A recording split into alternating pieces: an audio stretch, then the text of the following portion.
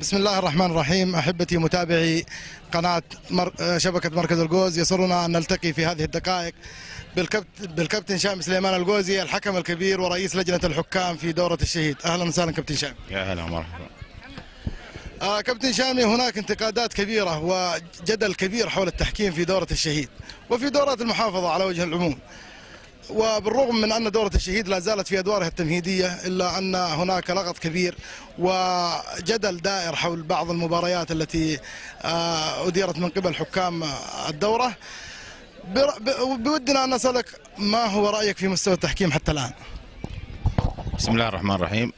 أولا مستوى التحكيم جيد إلى جيد جدا، يعني بصراحة يعني الانتقادات التي وجهت إلى الحكام المشاركين في هذه البطولة يعني وجهت من بعض الفرق وليس من كل الفرق، فكل عمل لا بد أن يتخلله بعض الأخطاء، وإحنا نجتهد بإذن الله أن احنا نظهر بمظهر المشرف إن شاء الله لدورة الشهيد وللجوز بصفة خاصة.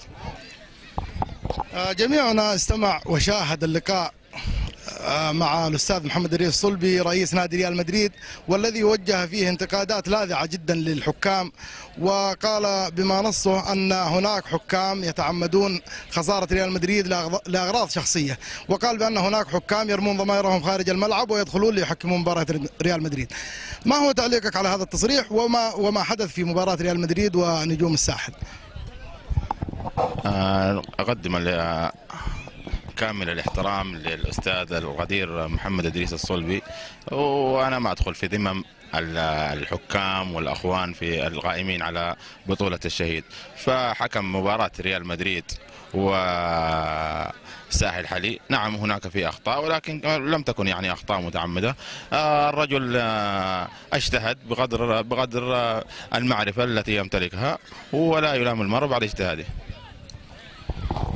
كذلك في المقابل صرح رئيس نادي نجوم الساحل الأستاذ حسن بن محمد العمري وقال بأنهم يدفعون مبالغ كبيرة للاشتراك في الدورة، ويفاجئون أن الحكام الذين يديرون المباراة ليسوا أكفاء. هذا التساؤل والتصريح يقودنا، لماذا لا تخصص اللجنة المنظمة مبلغ مالي للحكام من أجل التعاقد مع حكام مميزين لإدارة المباريات؟ أتمنى توجيه هذا السؤال إلى اللجنة المنظمة في دورة الشهيد. بحكم أنك أنت رئيس لجنة الحكام، لماذا لم تصر على اللجنة من أجل هذا الأمر وتخصيص مبالغ للحكام من أجل أن تظهر الدورة بالشكل المشرف؟ حبيبي، نفس الحكام أو معظم الحكام الذين يقومون بتحكيم دورة الشهيد متواجدين في جميع الدورات، فلماذا اللغط الحاصل من بعض أقول وليس من كل الجماهير الرياضية حول التحكيم المتواجد في دورة الشهيد؟ أنا جاوبك على السؤال. يعني دورة الشهيد من أفضل الدورات على مستوى محافظة القنفذة، إن لم تكن الأولى على مستوى المحافظة، فالكل يعني يجمع على الكلام أن دورة الشهيد من أفضل الدورات، والدورة الأم كما سماها الأخ العزيز محمد السويد. فهناك فئة تستهدف لجنة التحكيم وبالتحديد شامي سليمان. كابتن شامي، بصراحة وقت المباريات وتحديد المباراة ب25 دقيقة للشوط أثار استياء العديد من اللاعبين وخصوصا المحترفين الذين يأتون إلى هنا ويقولون أن وقت الشوط ليس كافي، فلماذا أنتم مصرون إلى الآن على استمرار هذا الوقت؟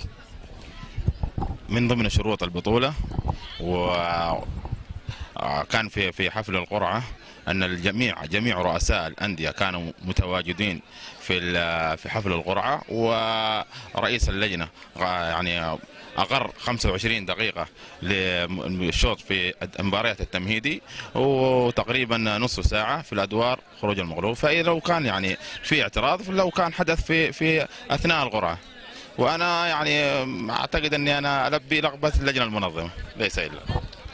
الحقيقة ما كان في الاجتماع كان 30 دقيقة مقررة للدورة التمهيدية. عموما هل لدى لجنة التحكيم خطة مستقبلية للأدوار المتقدمة الآن الأدوار النهائية؟ هل لديكم خطة أو توجه لاختيار حكام لهذه الأدوار، على اعتبار أن المباريات في الدور التمهيدي شهدت أخطاء فادحة الحقيقة؟ فهل لديكم قائمة بالحكام المميزين لإسناد المباريات القادمة لهم؟ بإذن الله في الأدوار المتقدمة ستشاهدون نخبة أو الحكام المميزين في محافظة القنفذة. تم استبعاد بعض الحكام المساعدين لضعف مستوياتهم، ويشكرون على المجهود الذي قاموا به. وبإذن الله كما أعد الجمهور بمشاهدة حكام مميزين في الأدوار النهائية بإذن الله. قبل أن نختم اللقاء بودنا على المستوى الشخصي أن نسأل كابتن شامي سليمان، يتردد دائما أن شامي سليمان حكم مغرور وأنه يختار لنفسه المباريات المهمة ولا يحكم أي مباراة. إلى مدى تعلق على هذا التصريح؟ لا تعليق. شاهدنا بعض الحكام يقلدون شامي سليمان في البطولة، هل هذا دليل على أن شامي سليمان أفضل حكم في المحافظة؟